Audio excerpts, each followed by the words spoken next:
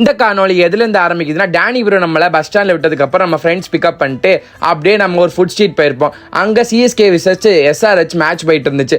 Match எல்லாம் பார்த்து முடிச்சு ரூமுக்கு போயிட்டு ஒரு நல்ல தூக்கத்தை போட்டாச்சு.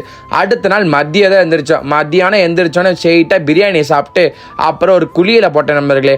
ஆக்சுவலாக இன்னைக்கு நைட்டு நம்ம பெங்களூர் மறுபடியும் கிளம்புறதா இருக்குது. நம்ம ஸ்கூல் ஃப்ரெண்ட் நம்மளை பார்க்க வந்திருந்தான். சரி, அவன் கூட நல்லா சுத்தலை போட்டு நைட் அப்படியே சாப்பிட்டு அப்புறம் அவனே நம்மளை பஸ் ஸ்டாண்டில் இறக்கி விட்டான். பஸ் ஸ்டாண்டில் நடக்கும் போது தான் 1000 சிந்தனைகள்.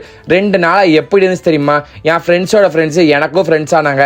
எல்லாரும் ஒன்றா சாப்பிட்டோம், ஜாலியாக ஃபன் பண்ணி விளையாண்டுட்டு இருந்தோம். ப்ளஸ் நான் யூடியூப்பில் கண்டென்ட் கிரியேஷன் பண்ணுறதுக்கு ஒன் ஆஃப் த ரீசனாக இருக்கிற என்னோட இன்ஸ்பிரேஷனாக இருக்கிற டேனி ப்ரோவையும் பார்த்து அவரோட ஒரு கொலாப் வீடியோவும் எடுத்து ஒர்க் அவுட்னா பண்ணி ஒரு நல்ல ஒரு நினச்சி பார்த்தாலே ஒரு அருமையான நாள்றான்னு தோன்ற அளவுக்கு ஒரு அருமையான நாளாக போச்சு. நண்பர்களே, நாளைக்கு ஒரு மஜாவான வீடியோக்களை உங்களை சந்திக்கிறேன். அது வரையும் காத்திருங்க.